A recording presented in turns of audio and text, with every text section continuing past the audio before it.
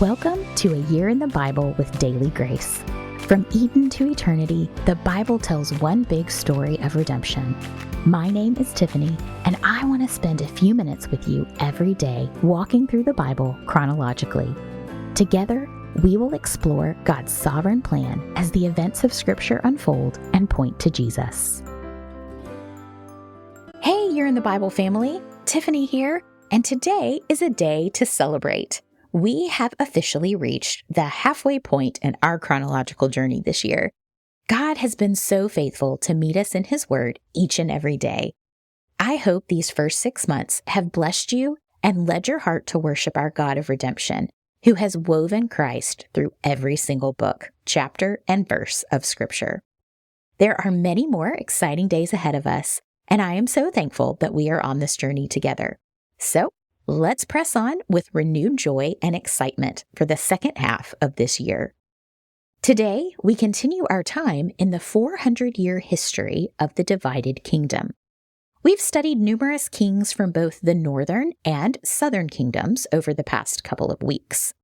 That will continue in the days ahead, but the exciting thing we will add this quarter are the writings of the various prophets God raises up to speak to His people.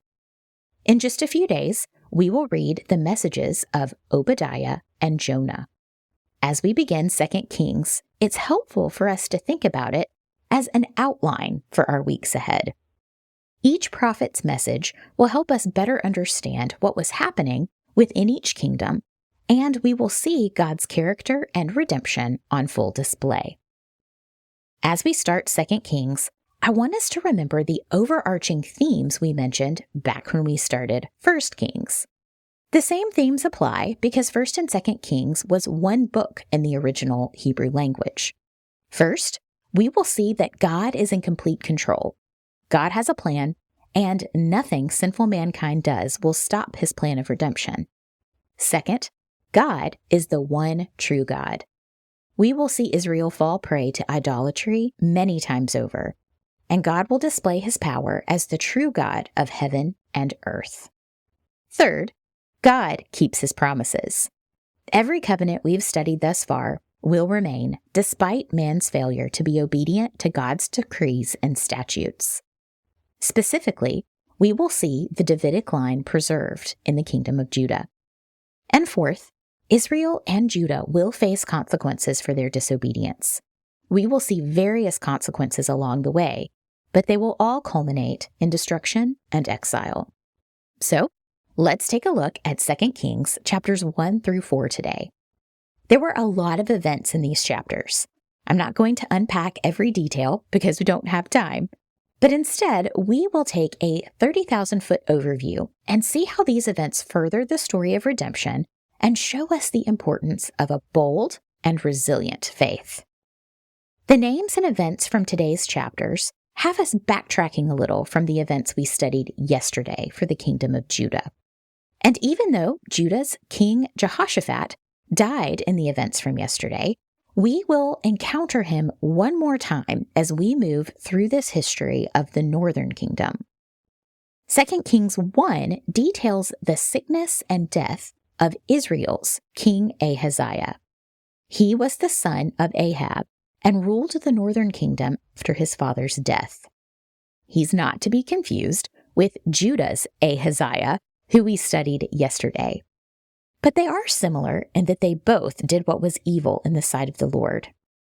After a fall that injures him, sending messengers to appeal to Baal on his behalf, and being rebuked by Elijah for his idol worship, Israel's king Ahaziah is angry. He seeks to bring Elijah to the palace in Samaria, but the first 2 times he sends men to get Elijah, each commander and their 50 men are consumed by God's holy divine fire. The third commander approaches Elijah in humility, and Elijah goes to the palace and tells Ahaziah he will indeed die. When he succumbs to his injuries, the prophecies against Ahab's son are fulfilled. Elijah displayed a bold and resilient faith as he spoke God's truth, despite how difficult it was, and trusted God's might and protection through fire. Elijah's faith is on full display as the time for God to take him to heaven draws near. The journey he takes to several locations with Elisha was a test of Elisha's devotion to the ministry Elijah would pass down to him. When Elijah asks Elisha what he can give him, Elisha's response is to inherit 2 shares of Elijah's spirit. Elisha could have asked for a lot of things, but in essence, he asks for Elijah's faith, boldness, ministry, and reliance on the Lord. The term 2 shares is what a firstborn son inherited. Elisha desired to be Elijah's successor in ministry. And after God takes Elijah up in the whirlwind, Elisha takes up Elijah's mantle, both physically and spiritually, and continues to minister for the Lord as a prophet to the northern kingdom. Elisha's new ministry is marked by the many miracles God does through him, and his faith was a needed example among the pagan northern kingdom. First, he healed the waters of Jericho and made them drinkable. Then we read an interesting tale about a mob of boys, or children, depending on your translation, who mock Elisha and his ministry. In the original Hebrew, the word used for boys or children refers to youth or young men.